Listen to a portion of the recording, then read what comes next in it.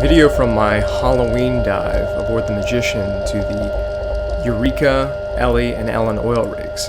These are actually the twins here, and this is one of my favorite shots that I got. This set of dives was all about testing out the scooter, figuring out what the burn time is, and making sure I knew how to maneuver it, so that way on a more complicated tech dive, I'd feel comfortable. X and I spent most of the first dive just zooming around the twins, darting in and out of these pillars. It was really, really cool. Other divers were collecting scallops. As you can see, the walls of the twins, or the pillars of the twins, are just lined with scallops. The scallops, in my experience, are bigger here than on the Eureka. The visibility was amazing, as you can see. I'd say it was easily 70 to 80 feet.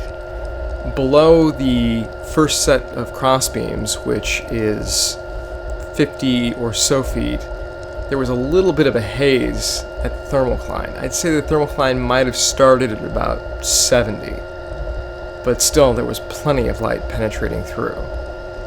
Anywhere you see scallops on the support structure, I'm below the first crossbeam, so most of this was filmed at about 90 feet. Everything above the crossbeam's been stripped. And here's proof that it's actually me.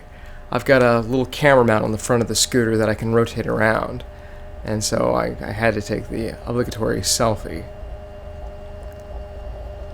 This was a really, really fun dive.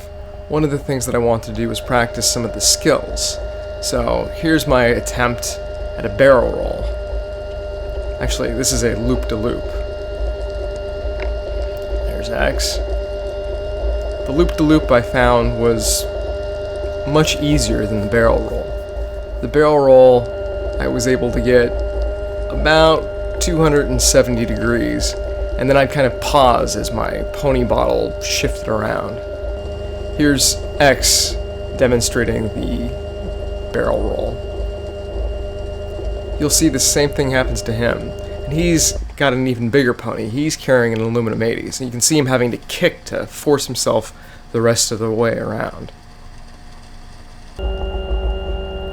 We spent a lot of the dive scootering the outside of the rig.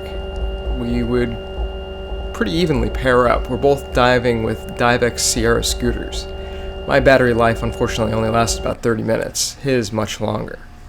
This is a view from underneath at about 50 feet of the underbelly of the rig. I ran almost headfirst into this Cormorant. These little guys can dive up to 150 feet, and seeing them even at 60 is awesome. They were super active this dive. That might be because of these tuna crabs. There were several tuna crabs in small gatherings. These are actually more native to Mexico, but our extremely warm waters brought them north.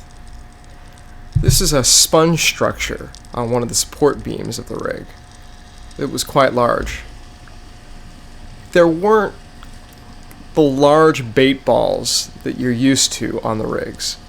There were some, as you can see, but these are much smaller than really dense bait balls you normally find, which leads to a lot of fishing, of course.